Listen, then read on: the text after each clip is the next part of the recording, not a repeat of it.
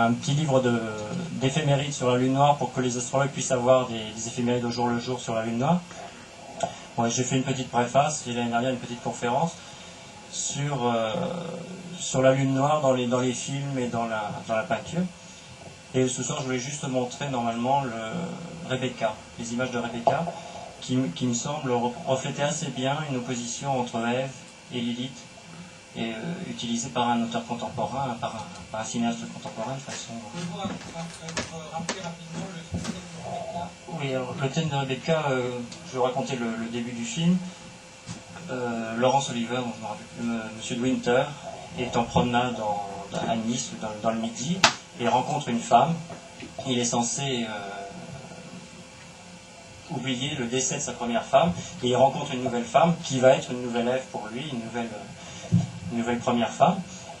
Et cette Ève, il va l'emmener en Angleterre, dans un vieux château, et ce vieux château va être marqué par une servante, donc, qui est très connue des amateurs d'Hitchcock. C'est une servante qui est toujours présentée en noir, personnage très très sévère, et que Hitchcock s'est débrouillé pour qu'on ne la voit jamais se déplacer. Donc elle ne marche jamais, elle glisse sur le sol. Et elle est en plus, bon, on l'apprend progressivement, elle est en plus amoureuse de l'ancienne femme de Monsieur de Winter. Et elle va progressivement, bon, pendant tout le film, on va apprendre ce qu'était Rebecca, donc qui est une figure d'absente, ce qui est bien la Lune noire, oui, de Daphné du Maurier, oui. Oui, c'est ça. Donc, ça va bien être une figure d'absente. Pendant tout le film, on va entendre parler de quelqu'un qui était un être extraordinaire, qui était un être merveilleux, et qui a laissé comme seule référence, bon, cette femme Lune noire, cette servante Lune noire. En même temps, donc, on a déjà un personnage de double, c'est-à-dire que ce qui reste de la Lune noire, c'est l'insupportable, qui va persécuter Ève. Bon, il y a des images très très nettes d'opposition entre Ève et cette servante Lune noire, entre la femme de Winter, la nouvelle femme de Winter et la servante. Il y a même il va y avoir un essai par Ève de remplacer Lilith, de remplacer la Lune noire. Ève va essayer de mettre une robe de soirée de l'ancienne femme, de Rebecca, et va être incapable de la porter. Donc il y a quand même, manifestement, il est montré qu'il existait une femme extraordinaire et que la femme qui arrive après est quelque chose de moins. Quelque chose de plus facile, de plus incapable. Alors par contre, l'autre est présenté comme quelqu'un de très libre, qui avait des amants, qui avait une vie...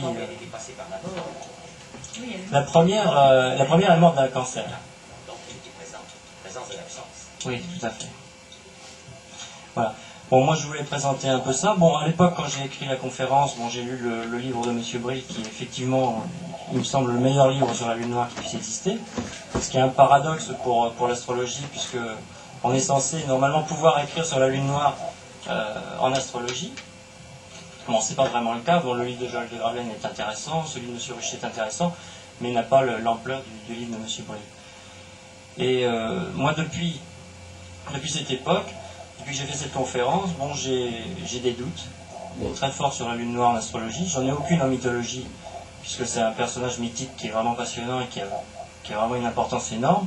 L'utilisation qu'on en fait en astrologie, l'espèce de forçage qu'on a fait pour faire entrer la Lune noire, faire entrer Lilith dans le thème astrologique, me semble pas évident du tout.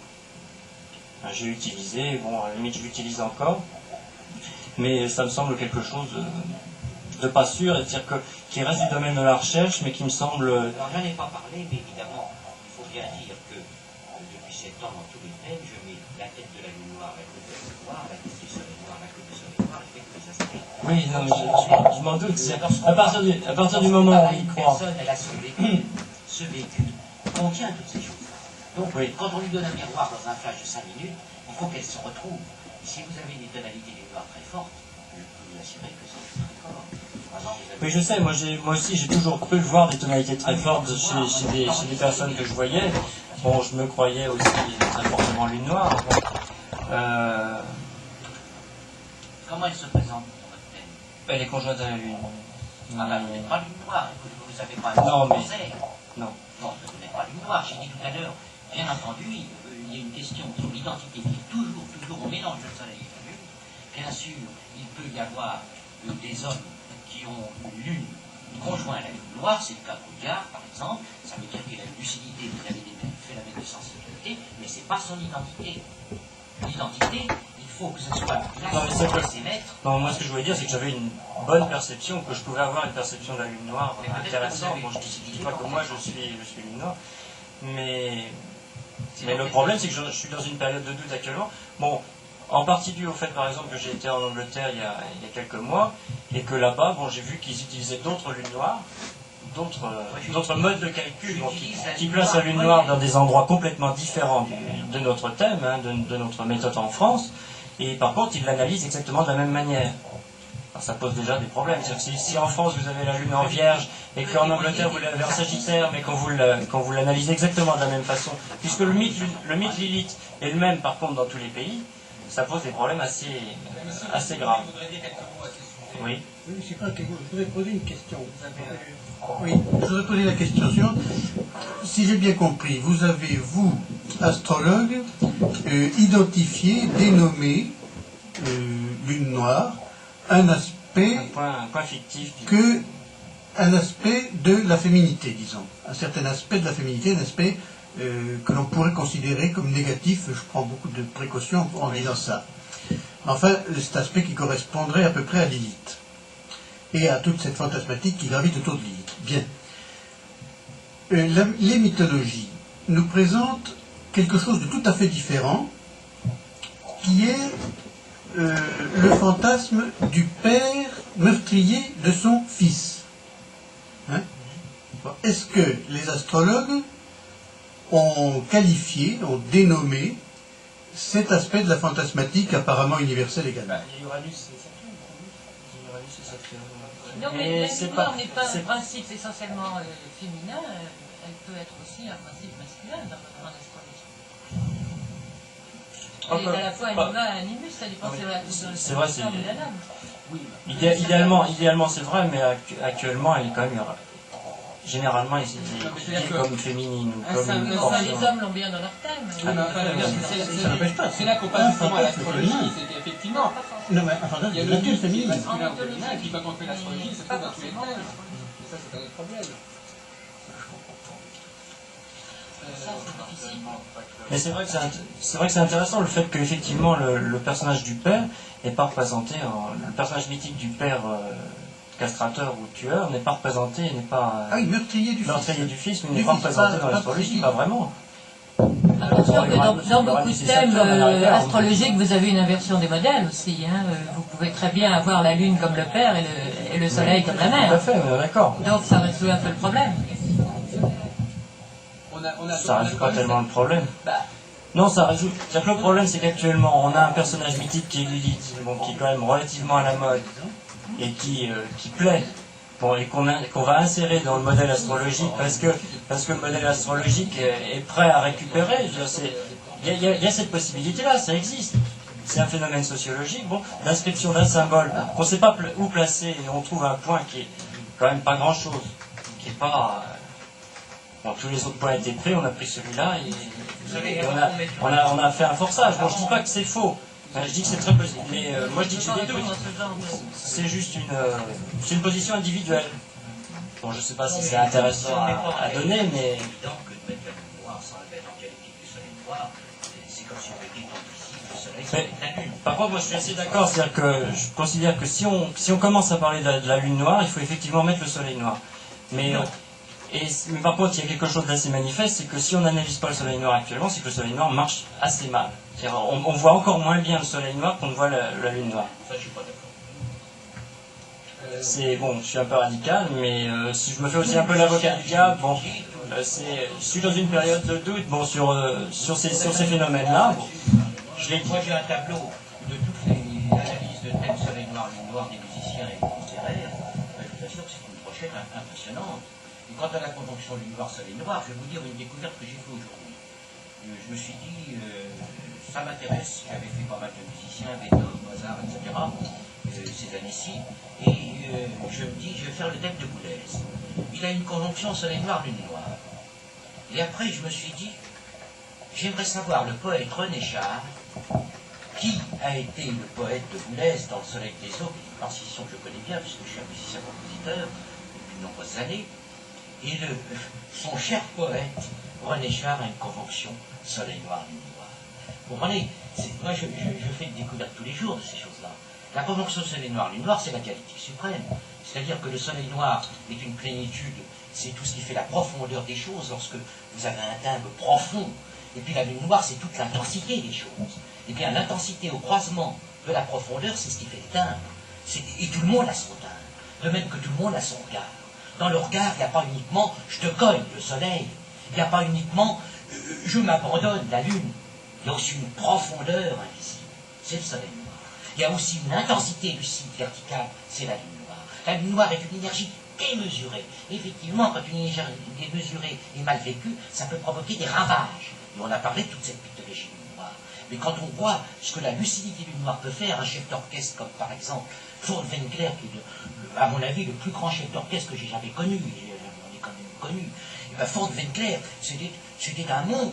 Il avait soleil noir, lune noire au Verseau, au trigone de Jupiter, Mars, de Jupiter Uranus à l'ascendant, avec un ascendant vierge, et au sextile, parce que je mets toute cette énergie de l'invisible avec Vulcain, et c'est au sextile de Vulcain qui est le chef d'orchestre. Comprenez?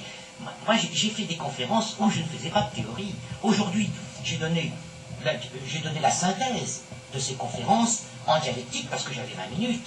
Mais s'il fallait parler des exemples, si vous voulez, j'ai une feuille entière que j'ai résumée pour cette conférence de tous les grands poètes lune noire, de tous les grands poètes que lune noire dont je n'ai pas parlé. J'ai dit au début de ma conférence que bien entendu la tête de lune noire va être là. Pas du tout la tête de lune noire. Moi je suis que de lune noire, je ne suis pas du tout tête de lune noire. Je suis pas le silence, c'est évident. Mais je suis inarrêtable. Et je sais que quand Jean Carteret, puisque vous me parlez, c'est inarrêtable, c'est un puits insondable. C'est une vasque infinie, puisque ça vient de la cime de là-haut. Vous comprenez? J'ai la lune noire en 7. C'est-à-dire le silence des gens, il m'arrive. Et là-dessus, je me répercute. C'est-à-dire que c'est vous qui faites la conférence, c'est pas moi. Vous comprenez? Ah, non. C'est très mystérieux, vous savez. J'ai la queue de lune noire sur mon mètre d'ascendant Uranus. Et c'est en mode uranien. Et il m'est arrivé des choses absolument fantastiques comme ça. Fantastiques. Et je parle à Carteret, la première fois que je le vois au bistrot, je fais 3 ou 4 phrases. Alors, je m'excuse, mais je prends parce qu'il fumait, parce que c'est Vulcain, Carteret. Il a découvert Vulcain parce qu'il est Vulcain. Donc il fume. Il fume comme un sapeur. Robert Changeux, vous avez la queue de lune noire sur vos mètres d'ascendant. Il ne connaissait rien de moi, j'avais fait 4 phrases. Vous comprenez? C'est quand même des témoignages, ça. Et quand j'ai dit à cette femme dans une conférence où effectivement je voulais avoir des femmes lunes noires qui me parlaient, puisque je parlais de la lune noire, aucune. Et je voyais des femmes lunes noires. Puis tout d'un coup je dis, conjonction lune noire Neptune en un. Elle se lève et dit oui, on a applaudi, c'est idiot parce qu'il faut du spectacle en France. Mais si vous voulez, c'est quelque chose que je vis très profondément au niveau du quotidien. La profondeur des êtres est quelque chose qui n'est pas donné par le soleil et la lune. C'est le mystère des êtres. Ce qui fait que tout d'un coup, vous faites un arpège descendant, que vous faites sol, sol, sol, mi, et tout d'un coup un Beethoven, qui est Vulcain lune noire conjoint en mètre d'ascendant, en fait une symphonie pareille. C'est un grand mystère, c'est une grande énigme. Tout ce qui... les pots de banane, c'est autre chose, c'est les dragons. Ça, c'est les journaux qui sont rentrés dans les pots de banane, les dragons. Mais si vous voulez, c'est quelque chose que j'ai vécu très très fortement ces jours-ci, puisqu'il y avait une conjonction mondiale. Lune noire, soleil noir. Vous savez, ça n'arrive que tous les ans. Est-ce que, excusez-moi, je crois que je voudrais qu'on revienne à une réflexion plus globale sur le symbolisme. Et par exemple, bon, Jacques Bril a posé une question un petit peu ingénument, mais peut-être volontairement. Au fond, est-ce qu'il y a un système symbolique en astrologie? C'est-à-dire, est-ce qu'on peut en rajouter, on peut en enlever combien y a-t-il de symboles? Quels sont les symboles dont on se sert? Pourquoi certains on s'en sert? Pourquoi d'autres on s'en sert pas? Est-ce qu'on pourrait faire de la prospective? C'est-à-dire, est-ce qu'on va dire, bon, puisqu'on est sur la lune noire, quels vont être les prochains mythes qui vont être étudiés, etc. C'est pas du tout le sens de ma question. Le sens de ma question, si vous voulez, ma question naïve, bon, mais d'accord, mais je me suis annoncé comme quelqu'un de naïf et d'absolument profane, enfin. La raison. Tout est possible. Que dans un congrès d'astrologie, nous ayons des non-astrologues. Parce qu'il n'y a pas de préjugés. Donc tout est possible. On peut témoigner. La raison de ma question, elle est très simple, si vous voulez la connaître, c'est que je termine, je mets la dernière main à un livre sur le thème que je viens de vous dire, c'est-à-dire le meurtre du fils par le père, et j'aimerais avoir une réaction d'astrologue autour de ça. Oui, mais c'est la valeur saturnienne, a priori, au niveau du mythe, n'est-ce pas? C'est Saturne qui tue ses enfants. Le fameux tableau de Goya, qui dévore ses enfants. Oui, bien sûr. Saturne est certainement une valeur qui est une des plus anciennes valeurs en astrologie. Je veux dire, elle est là dans tous les traités d'astrologie depuis Ptolémée. Non, mais ça, j'en suis bien d'accord. Oui. Vous prenez le micro parce que l'enregistrement soit parfait. Au sujet de ces nouvelles planètes, depuis 20 ans, 25 ans que je suis les choses, j'ai assisté à une quantité de tentatives de toutes sortes. Il y a eu Minos, il y a eu Vulcain. Et en fait, il y a des planètes qui prennent. Oui, il y a eu Chiron, mais Chiron ne marche pas. Ils en ont mis un tas de choses. Ça marche bien, mais c'est rare, c'est encore très, très spécial. C'est les spécialistes qui utilisent Chiron. Hein. Oui. Donc, c'est-à-dire qu'il faut un temps de naissance, un temps d'incarnation. Et même ce temps d'incarnation est très curieux. Au départ, il fait peur. C'est bon signe quand il fait peur. Moi, je me souviens des premières déclarations sur Pluton. Le livre de Brune Hubert était quelque chose de fantastiquement dangereux. C'était quelque chose d'énorme.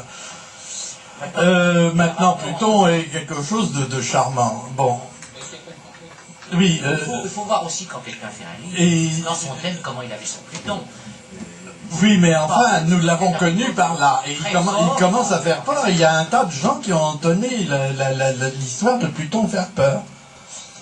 Et il a fallu une 20 à 30 ans pour que Pluton s'y mette. La même chose est pour Lilith. J'ai eu l'occasion de suivre des personnes qui avaient par exemple un Pluton extrêmement fort et très difficile dans leur thème. Je les ai connus quelquefois au bord du suicide, etc. Je les ai suivis pendant une quinzaine d'années. Je peux vous assurer qu'elles ont conclu leur Pluton et pas dans qu'elles le voient assez facilement, et qu'elles ont un dialogue avec leur Pluton. Mais c'est quelque chose qui s'est fait par un travail alchimique avec elles-mêmes. Ça s'est pas fait tout seul. Mais j'ai l'impression que ça doit être la trace, parce que les vieilles planètes perdent de leur intensité. Et vous en avez des nouvelles qui commencent à prendre. C'est comme des mots nouveaux. C'est comme des mots nouveaux, et moi je m'aperçois que Saturne, qui a été le grand malheureux depuis toute l'histoire, devient quelque chose de très gentil. Mais par contre, il y a des nouveaux, il y a le soleil noir qui m'a effrayé, et la lune noire. Je dois dire que... Non, mais vous parlez dans l'absolu, mais moi je vois des personnes avec des Saturnes très puissants et très difficiles. Effectivement, pour leur dialoguer, que ce surmoi devienne un sens de responsabilité assumée, c'est quelque chose qui ne se fait pas tout seul. Maintenant, quelqu'un qui a Saturne en arcade va faire un livre sur Saturne en disant c'est merveilleux, c'est une planète merveilleuse. Je crois qu'il faut quand même prendre une distance par rapport à son thème.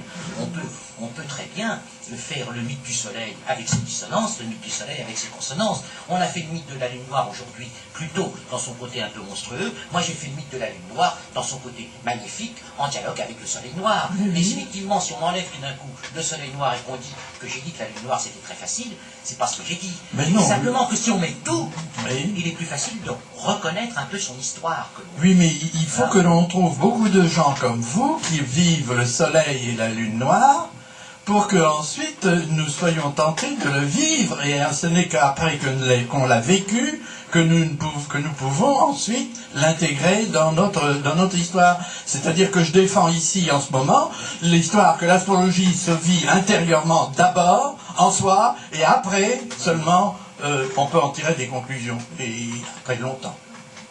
Les astrologues seraient des explorateurs de la psyché. Voilà, vous avez parfaitement compris ma pensée. Ça ne veut pas dire que je suis d'accord. Mais je voudrais lancer une réflexion un peu provocante. N'est-ce pas, depuis 2 siècles, n'est-ce pas, nous avons connu Uranus, Neptune et Pluton qui étaient des valeurs masculines, pas des dieux masculins. Pour une raison ou pour une autre, c'est comme ça. Et là, avec la lune noire, nous sommes, qu'on le veuille ou non, confrontés, avec Lilith en plus, confrontés à une valeur féminine. Alors, ce qui est intéressant, c'est que, de même que Cérès, par exemple, est également une valeur féminine. Ce qui est intéressant, c'est que, par exemple, dans le cas de Cérès, qui est un astéroïde qui a été découvert en 1801, la valeur de Cérès a été refoulée par la pensée astrologique jusqu'en 1950. C'est-à-dire que, d'une certaine manière, est-ce que c'était parce que c'était une valeur féminine? Non, mais ce sont des satellites. Toujours est-il qu'elle n'a pas... Non. Ce sont des Oui, des astéroïdes mais, importants. oui, mais il se trouve qu'on a quand même attendu 150 ans avant de se décider à intégrer... En rapport avec l'histoire de la lune noire. Alors, la question, moi, c'est la question qui se pose, c'est est-ce que ça n'est pas indifférent de réfléchir, que les astrologues aujourd'hui réfléchissent sur les valeurs féminines, alors que depuis un certain Je dis que la lune noire est une valeur féminine. Moi, je prétends que c'est la valeur de la masculinité du monde qui est dans l'âme de la femme. C'est pas du tout une valeur féminine que je définis. Par contre, la queue de la lune noire, qui est à l'opposé de la tête de la lune noire, est le yin universel. Mais la tête de la lune noire, c'est le yang universel. Et le soleil, c'est le yang individuel. Et le soleil noir, c'est le yin universel. Et la lune blanche, c'est le yin individuel. Il y a un croisement, un chassé-croisé de 4 solistes. Alors évidemment, si on parle de Cérès et tout ça, on ne parle pas des solistes. Je ne parle pas des 2 luminaires et de 2 luminaires noirs, point vide. À ce moment-là, on parle de l'ordonnance du premier septenaire, où effectivement, entre Mars et Jupiter, on a trouvé des astéroïdes que l'on peut mettre dans les thèmes. En plus, mais faut-il pour les mettre déjà intégrés l'ensemble? Je crois qu'il ne faut pas mettre trop de choses déjà avec tout ça. Il vaut mieux pas mettre la lune noire si on ne peut pas l'interpréter. Non, mais moi, ce que J'ai dit à une astrologue qui avait, après une nouvelle conférence, qui m'a dit c'est formidable, moi je vais mettre la lune noire. Je lui ai dit mais non, ça ne vous parle pas, c'est pas une question intellectuelle, il faut que ça se passe. Ça, la personne qui est en face de vous, qui est lune noire, qui n'aura pas du tout, elle ne sentira pas que vous sentez.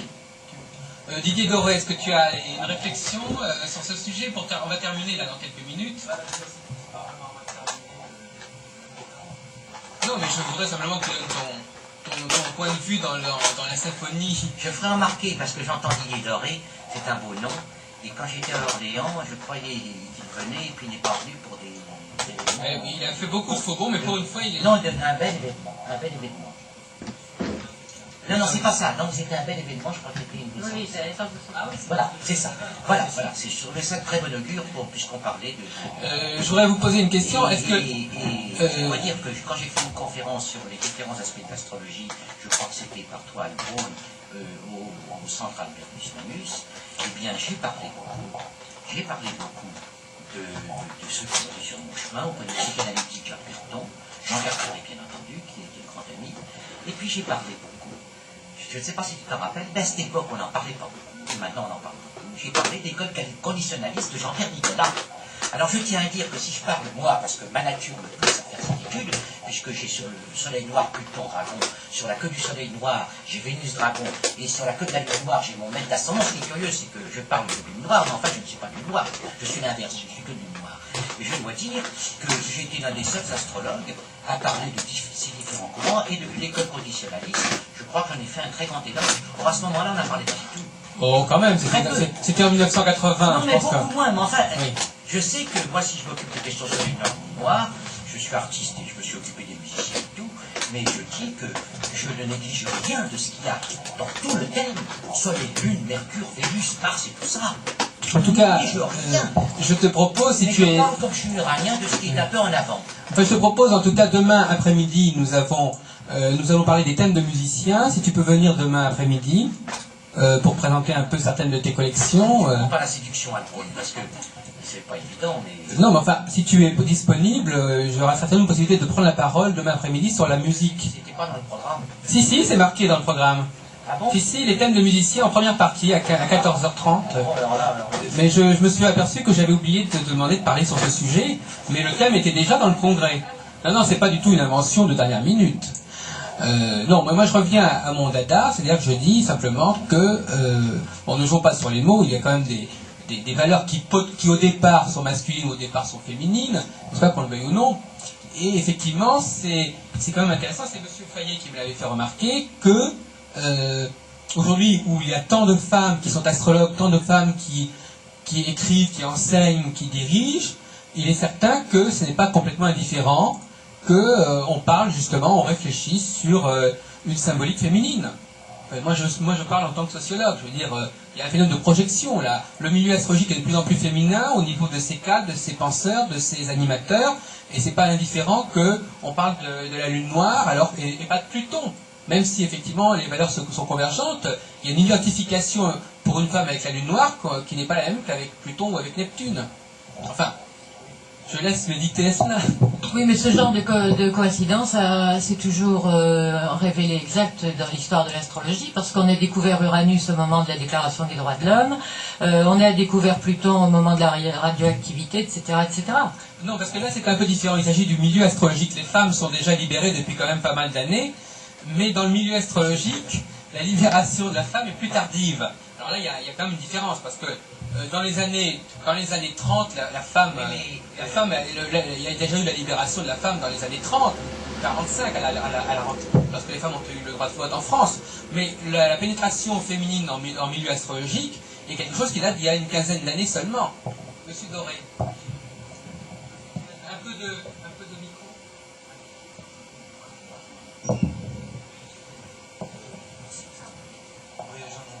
Non, c'est pas ça, je parle pas à vous, moi, je vais vous écouter. Non, Mais ce que vient de dire Jacques Albron et puis ce qu'a dit M. Boulevard aussi avant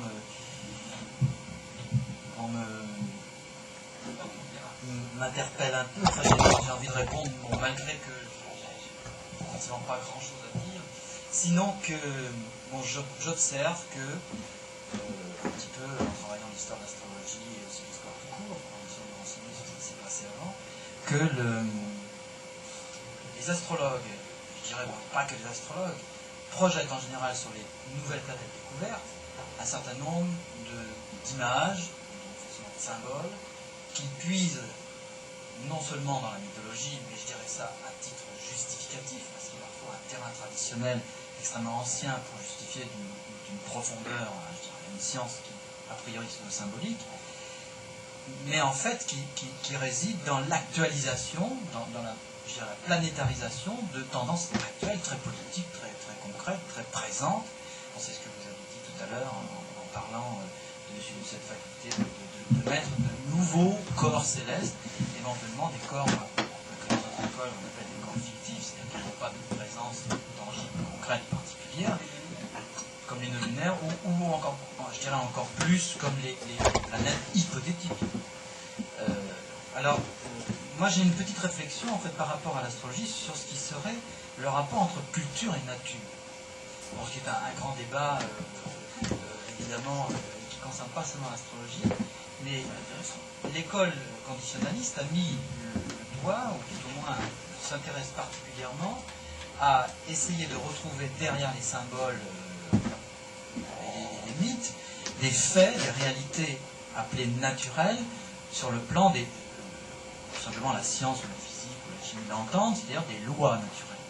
Donc avoir un processus, un rapport vivant, concret avec le monde, qui ne soit pas uniquement un mécanisme de pensée, un mécanisme de... Oui, mais alors, là, je dois vous dire, au niveau de la nature, c'est parce que la queue de la lune noire, c'est la nature. Non, mais attendez, moi, je suis que de lune noire, et bien certain que j'ai très peu lu, j'ai 4 ou 5 romans dans ma vie, et j'ai très peu écrit. Mais la question nature, c'est des choses que je sens très fort. Et j'ai la queue de lune noire très forte, puisque j'ai Uranus me passant en dessus.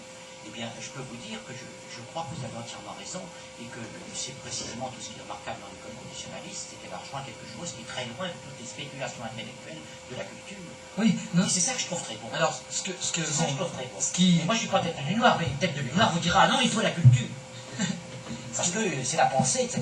Mais pas que de lune noire, c'est rapport avec la culture. Ce qui serait l'apport... Moi, je suis d'accord, c'est pour ça d'ailleurs, comme par hasard, je ne savais pas, mais j'ai parlé du coup de l'école de Nicolas il y a quelques années. Ouais. Ceci dit, bon, ce qui nous interroge, c'est quand même la possibilité, et monsieur a soulevé le problème tout à l'heure, à savoir comment repérer un point, lune noire, Lilith, etc. Encore qu'il y a eu des amalgames qui ont été faits, parce que d'un point de vue astrométrique, la lune noire, Lilith, c'est pas la même chose. Hein. Donc, mais pourtant, les mythologies, les symboliques qui relèvent, enfin, dont ces noms relèvent, semblent très amalgamés. Alors, nous, notre question, c'est de dire, les astrologues symbolistes se servent de données astrométriques précises, avec maintenant des éphémérides qui sont faits par des gens, des services comme ceux de la NASA, qui fonctionnent avec des ordinateurs, donc quelque chose d'extrêmement branché, je dirais, sur le réel trivial. Hein, et à partir de ce thème natal qui est sous les yeux, qui est je dirais, une photographie stylisée d'une réalité céleste précise, eh bien, on laisse tomber quelque part cette réalité pour la remplacer, ou tout au moins pour la couvrir, d'un discours d'ordre symbolique. Alors, pour nous, la question qu'on pose, et je dirais la solution qu'on apporte pour le moment, ou tout au moins la réponse qu'on apporte, c'est quel est le rapport réel? Est-ce qu'il y a un rapport entre ce symbolisme et la réalité? Et à ce moment-là, qu'est-ce qu'il faut déchiffrer entre la réalité et le symbolisme? Et qu'est-ce qu'il faut garder et retenir? Parce que quand on parle à des gens dans une consultation, c'est sûr qu'on travaille avec leur symbolique et leur fantasme, etc. Mais c'est sûr que les problèmes qu'ils ont ne sont pas seulement des problèmes fantasmatiques. C'est des réalités, c'est-à-dire ça a des résonances à la réalité extrêmement profondes. Et deuxièmement, nous, notre position, alors c'est là, bon, je disais à Jacques, c'était pas vraiment nécessaire que j'intervienne, c'est de dire que nous, notre position, c'est de simplifier le thème, en revenant, c'était un peu le discours de Martin, aux planètes, je dirais, tangibles, concrètes, qui, dans leur signification, et demain, bon, il y aura des exposés sur la Lune par Bernard Blanchet et par moi, qui, à mon avis, recoupent extrêmement bien toutes les significations symboliques qu'on retrouve dans la Lune noire, qu'on retrouve dans Lilith, etc. Pour en donner un tout petit exemple, on a parlé de cette dialectique, par exemple, en ce qui concerne Lilith et Priap ou Ève, par rapport à l'apogée de l'Alger, de cette capacité qu'a Lilith de se détacher de l'autre, d'essayer d'être indépendant et en même temps éventuellement de castrer, mais aussi finalement de fuir la relation avec l'autre, c'était tout à l'heure. Et puis de l'autre côté, Ève qui, elle, au contraire, fonctionne de façon fusionnelle pour rejoindre l'autre et puis dans une attitude de complétude. Ça, c'est quelque chose que vous trouvez très très très bien dans l'analyse conditionnaliste de la Lune, lorsqu'elle essaye de reprendre les découvertes des psychogénéticiens comme Vallon, Spitz, Chesel, etc., qui montrent très bien qu'il y a une dialectique extrêmement importante chez l'enfant dans le premier mois, qui consiste dans ces deux versants. La première chose, c'est que l'enfant est autoréférent de façon inconsciente, c'est-à-dire qu'il fonctionne de façon automatique, sans aucun appel a priori avec les stimuli extérieurs, puisque il se développe uniquement dans ce premier mois des réalités innées, des réflexes innés, et il n'y a pas de notion d'apprentissage. Simplement, ce qui est génétiquement programmé se développe par automatisme et par, je dirais, répétition, comme le réflexe de succion, par exemple. Et en même temps, l'enfant, et on le sait très bien, c'est le cas de tous les systèmes nerveux, a un besoin absolument vital et dans une dépendance totale vis-à-vis de son environnement, par rapport auquel il ne fait d'ailleurs aucune distinction entre lui et l'environnement, pas de différence, hein, et ce qui le place dans une position totalement fusionnelle. Ce qui fait que le rapport dans la Lune, vous appelez la Lune blanche, dans l'astre lunaire, on a cette dialectique que vous avez développée par rapport à Lilith, à la Lune noire, etc. Donc nous, ce qu'on veut dire, c'est qu'on peut retrouver ces notions qui sont de toute façon extrêmement enrichissantes sur le plan symbolique. Enfin, moi, je suis aussi un amoureux de la mythologie symbolique. J'aime bien faire des poèmes, je suis un poète aussi, j'écris des choses. Je ne suis pas seulement un homme qui essaye de fonctionner au niveau de la science. Donc ça, c'est très riche et ça me semble intéressant. Mais je me dis, est-il vraiment utile de faire appel à des positions astronomiques, et non plus cette fois-ci des symboles, pour justifier ça, alors que des gens comme Jung, Freud n'ont pas eu besoin de l'astrologie pour développer... Mais dans leur thème, on voit ces positions qui sont très fortes. Voilà, donc nous, l'idée, c'est de travailler avec des éléments simples qui peut-être ont comme avantage, alors ça a, je dirais, comme inconvénient par rapport à vos démarches, le fait de resituer l'individu dans une réalité qui, effectivement, peut le séparer de son imaginaire et aussi, je dirais, de sa capacité à créer. Ok, c'est vrai, mais je veux dire, ça, chacun peut faire la différence. Il a aussi comme avantage la possibilité d'affronter une réalité, et vous parliez très bien de ce chat, du réel. Et comme on le disait ce matin, c'est en affrontant aussi ces manques, ces complexes, ces conditionnements, qu'on peut les dépasser. Au lieu, ce qui a été, et il a fallu quand même plus de 2000 ans, peut-être encore plus par rapport aux mythologies grecques, pour évacuer ce fameux complexe de castration, ce fameux complexe de meurtre, 2000 ans de fantasmes, 2000 ans de passage à l'acte aussi, pour en arriver au 19e siècle, le 20e siècle, avec Freud, à une explication. Pourquoi? Par confrontation réelle. et non plus par fantasme. Donc je dirais que l'idée, le travail de l'astrologie conditionnaliste, c'est d'essayer de prendre contact avec cette réalité pour faire l'économie du temps, je dirais, dans un rapport dialectique vrai, concret. Voilà un petit peu ma position. Oui, mais comment dirais-je, je suis tentée de vous répondre quelque chose d'un peu simpliste, c'est qu'en fait, j'ai travaillé très longtemps moi aussi sur la lune noire en astrologie et moi j'ai l'impression de gagner beaucoup de temps. Quand je mets la lune noire, je trouve très très vite probablement enfin ce que j'estime être le problème essentiel de l'individu, alors que si je ne la place pas, je vais probablement le chercher un bon moment.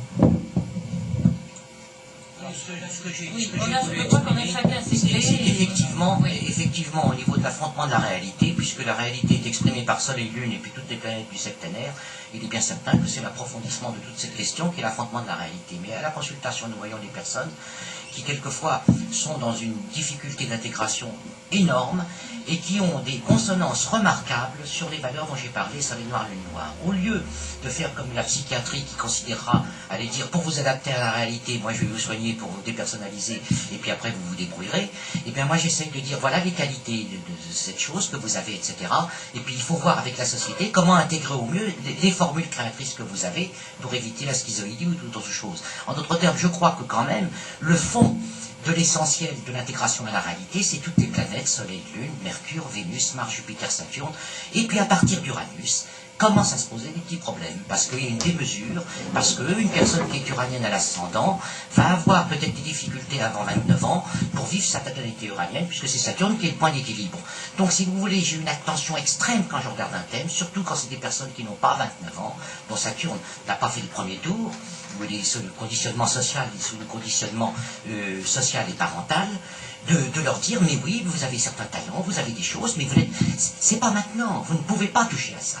Et puis d'autre part, quand tout de même des personnes sont à la limite de quelque chose de psychiatrique, et que je considère qu'il y a des valeurs lune noire qui sont très très belles, des valeurs soleil noir, etc., au lieu de les angoisser sur leur non-intégration, je leur dis, mais évidemment, vous avez la rançon de quelque chose qui n'est pas très très ajusté au niveau de la société, mais vous avez des qualités de lucidité, si la lune noire est très belle, vous avez des qualités de lucidité, distance, de pouvoir faire le point sur les choses, vous avez une imagination créatrice, si le soleil noir est très beau, qui est une source de dons, et bien entendu, toutes les énergies qui découlent de ce vide ou de ce plein, ce sont des énergies uraniennes, neptuniennes, plutoniennes et X peut-être, et de toute façon, c'est quelque chose qu'il faut respecter et en même temps ajuster le plus possible à ce que la société vous offre. Mais enfin, si vous voulez, il y a une reconfiance qu'on peut donner sur la non-débilité de thèmes trop forts. J'ai vu des thèmes très forts qui ne sont pas du tout débiles. Et tout d'un coup, vous mettez ces gens à la limite en psychiatrie, et au bout d'un traitement, c'est terminé, et ils ne peuvent plus se retrouver. Et il faudra qu'elles réaffrontent leur personnalité complexe. Donc je crois qu'il faut une très très grande prudence. Il vaut mieux ne jamais utiliser la lune noire, le soleil noir, et avoir beaucoup de réserve pour parler d'Uranus, Neptune, Pluton, si on n'a pas maîtrisé comme une nécessité absolue sur cette terre, dans l'existence, ascendant, milieu du ciel, c'est l'existence. Vous êtes un homme, soleil, vous êtes une femme, la lune, vous êtes un homme, vous avez une sensibilité lune, vous êtes une femme, vous avez une volonté soleil. S'il n'y a pas une maîtrise très très forte des choses dont je ne parle jamais depuis que je fais des conférences, c'est précisément parce que, si vous voulez, pour moi c'est l'évidence première. C'est pour ça que j'ai toujours été attaché à l'optique de l'école conditionnaliste qui était près de la nature des choses. Et alors, finalement, je crois qu'il faudrait une conférence pour, j'allais dire, montrer les précautions avec lesquelles on peut aborder ces questions de lune noire, soleil noir. Mais ce que je voulais ce soir, c'est que quand on a parlé de la lune noire sous l'angle mythologique, qui quelquefois est son côté comme c'est anti-lune blanche, qui est un peu castrateur ou négatif, je voulais, par la dialectique du soleil noir, montrer que dans l'homme aussi, il y avait une féminité du monde, qui est toute sa profondeur. Et si la femme a cette masculinité du monde, qui est toute sa lucidité, ça n'empêchera pas qu'effectivement, dans les thèmes individuels, une lune noire très forte et très distillée pourra introduire des castrations, des choses comme ça. Mais c'est pas au niveau, si vous voulez, de thèmes individuels, c'est au niveau d'une généralité que je parle, que la lune noire est un point lucide du thème que vous avez, si vous avez des planètes dessus. J'ai mis tous les artistes qui ont des planètes sur le soleil noir. Par exemple, je vous cite simplement, M. Guy Deloré, quelque chose sur Einstein. et qui quand même est quelque chose, je suis uranien, et effectivement j'ai eu des pressentiments assez longtemps avant que je fasse de l'astrologie. Ma première conférence sur Einstein, j'avais dit cette phrase qui est quand même étonnante. Et vous allez voir pourquoi je l'ai apportée aujourd'hui, parce que si vous voulez, notre vécu nous tient quand même. Et voilà ce que j'ai dit dans ma conférence sur Einstein quand j'avais 16 ans. Et le thème, voilà ce que j'ai dit. J'ai dit ceci: la théorie de la relativité m'apparaît comme un magnifique poème écrit sur l'harmonie des mondes. J'avais 16 ans. La démarche d'Albert Einstein n'est-elle pas avant tout celle d'un grand artiste, procédant d'intuitions successives et d'illuminations soudaines à la recherche de l'unité cachée, un certain regard, une écoute particulière? Eh bien, quand j'ai fait le thème d'Einstein, le soleil noir, qui est l'imagination créatrice, se trouve sur la scène. C'est tout de même intéressant. Et au niveau de quand je parlais de la démarche, quand je parlais dans ma carte du ciel, dans un tel univers, l'espace cosmique courbé et structuré localement par les présences gravitationnelles répondrait à une métrique variable fonction du temps, c'est la théorie de la relativité générale, teinté d'un espace quadridimensionnel, 3 étapes, relativité restreinte, générale et champ unitaire. Einstein a espéré dans sa quête recouper tous les phénomènes au point focal qui les centralise, c'est la définition même de Vulcain. Bien entendu, je comptais pour trouver un Vulcain extraordinaire. Ben, quand j'ai fait le thème d'Einstein, Vulcain, position de Jean Carteret, dont je témoigne, puisque moi je peux témoigner que des positions que je mets depuis 8 ans. Vulcain est sur le degré exact, avec l'étape de Jean Carteret, sur Mercure-Saturne qui est conjoint dans la maison 10, le savant. Vous comprenez? Quand je dis que Proserpine c'est les Anses, bien entendu je me suis dit tout de suite quel musicien occidental qui a des Anses. C'est Mozart. Et bien quand j'ai fait la conférence sur Mozart, Proserpine n'est pas au degré à côté, il est sur la culmination. Vous comprenez? C'est ces conférences-là qui faisaient la liste. Et puis là, si vous voulez, je fais une pause.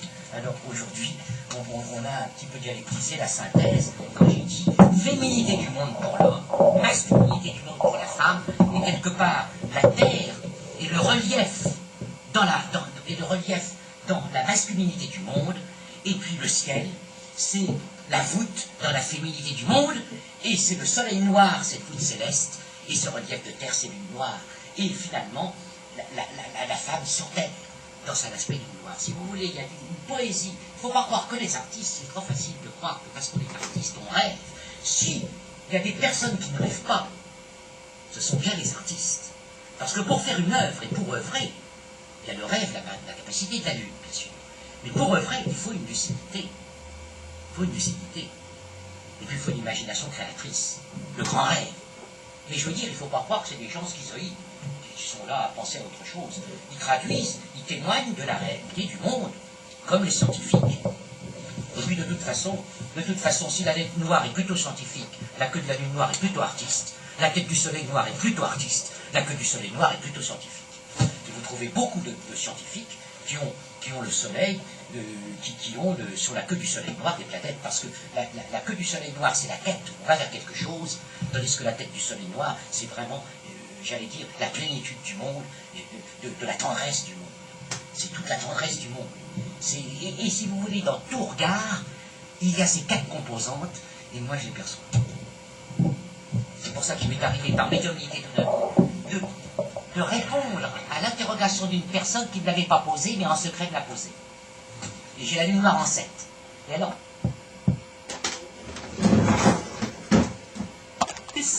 et d'être dépersonnalisé comme je... C'est tout, je voulais juste ajuster ça. Non, je parle de la psychiatrie lourde quand on a l'hypnotisé quelqu'un par des comas ou des électrochocs, alors, etc., parce qu'il avait eu un coup de dépression un peu fort. Alors ça, c'était épouvantable, parce qu'après, pour récupérer, c'est terrible. Je voudrais dire quelque chose par rapport à la psychiatrie, parce que ça me semble important, parce qu'on a une idée tout à fait mythologique des maladies mentales. C'est-à-dire la maladie mentale. Une part énorme d'idées de maladie mentale. La maladie mentale, si on connaît un petit peu l'étiologie des maladies mentales, c'est vraiment quelque chose. Il n'y en a pas des tonnes des malades mentaux, des vrais malades mentaux, des schizophrènes, des psychotiques lourds. Heureusement, il faut savoir que les gens qui sont dans l'institution pour leur vie, il n'y en a pas des millions, heureusement. Bon, il y a des gens qui font des séjours en hôpital psychiatrique, par exemple pour ce qu'on appelle des bouffées délirantes, qui restent un mois et demi, qui ressortent et pour lesquels il n'y aura aucune séquelle. Donc, bon, il se trouve que actuellement je fais une formation d'art thérapeute. Et c'est intéressant par rapport à ce que vous dites, surtout vous qui êtes musicien, puisque cette formation... Moi, j'ai travaillé la peinture. Bon, mais on peut travailler la peinture, Dans le même esprit. voilà, c'est plutôt le travail corporel, le théâtre, des choses comme ça. Donc ce qui est important, c'est de voir que dans la façon dont les hôpitaux psychiatriques sont aussi en évolution par rapport à un propos de santé et aussi par rapport à un certain nombre de contraintes sociales, politiques, financières, économiques, etc. Et je veux dire, c'est intéressant d'aborder cet aspect de la maladie mentale parce que c'est souvent en se confrontant aux limites de la santé mentale qu'on découvre ses vertus, les vertus de la santé. Et cette formation d'art thérapeute, je la fais moi justement en tant qu'astrologue. Je me suis présenté avec les risques que ça comportait, vous imaginez, parce que c'est une formation universitaire à la faculté de médecine de Tours, comme astrologue. Alors, j'ai pris des risques, pour l'instant ça a marché. Bon, on verra bien en mémoire ce que ça donnera. Et ce qui est très intéressant dans cette formation, et moi ça m'a beaucoup enrichi sur le plan d'astrologie, c'est de voir justement combien un certain nombre de psychiatres, je ne parle pas de psychanalystes ni de psychothérapeutes, et je me méfie beaucoup de certains psychothérapeutes qui se disent donc très, très libéraux, qui sont souvent beaucoup plus conditionnants, beaucoup plus castrateurs que certains psychiatres qui effectivement font leur boulot avec des neuroleptiques parce que assumer le délire d'un schizophrène en crise, ben, je veux dire, qui peut le faire? Qui peut faire ça? Il y a des gens qui ont essayé dans les hôpitaux psychiatriques il y a à peu près une vingtaine d'années d'assumer à une équipe de 10 un schizophrène en crise. Il y a des gens qui sont trouvés à l'hôpital. Bon, donc si on utilise des neuroleptiques, c'est pour non plus par volonté d'injecter des doses de médicaments chez les gens. C'est parce qu'une fois, on ne peut plus faire autrement. Autrement, c'est l'environnement qui devient malade. Donc, c'est de voir aussi que dans ce domaine-là, le recours à l'art, non pas dans sa dimension, je dirais, expressive sur le plan de l'art universel, à savoir les valeurs, les canons de la beauté, de l'esthétique, etc. Mais dans ces valeurs de prise de conscience, de ses capacités d'expression et de la maîtrise de son expression dans un acte artistique, hein, et donc dans un processus artistique, ce qui est très différent de l'œuvre artistique, c'est quelque chose qui a une très très grande valeur. Et le fait que les psychiatres puissent actuellement en tenir compte, intégrer des art thérapeutes dans leur traitement, parfois dans des psychiatriques lourds, ça montre aussi qu'il y a un certain nombre de changements intéressants et que ce travail sur la nature, parce que justement l'art nous semble bien le pivot fondamental entre la nature et la culture, cette dialectique est extrêmement importante. Et bon, je précisais ça parce que vous avez soulevé les problèmes de psychiatrie. Et c'est vrai que c'est pas toujours une déstructuration systématique. C'est vrai qu'il y a des psychiatres qui ont un très lourd. On fait des gens peut-être 20-30 ans de carrière. Oui, il y a eu ça. Donc il y a eu la réaction Il y a des eu l'antipsychiatrie qui a été aussi très très là. Et maintenant, il faut connaître. Et maintenant, il y a Non, c'est pas ça. moi je reviens à cette dialectique nature-culture qu'on retrouve très bien dans la dynamique lunaire aussi. Hein, le rapport de la nature du bébé qui retourne, enfin, dont l'espérance de vie tient à la culture, à sa façon de se cultiver, d'être éduqué par le passage d'une dynamique lunaire à une dynamique que l'on appelle solo-planétaire. Cette homogénéité lunaire va déboucher vers une homogénéité, ou tout au moins une cohérence, où l'individu pourra vivre toutes ses fonctions en homogénéité, non plus de façon indifférenciée, donc irresponsable et inconsciente, mais d'une façon différenciée et responsable.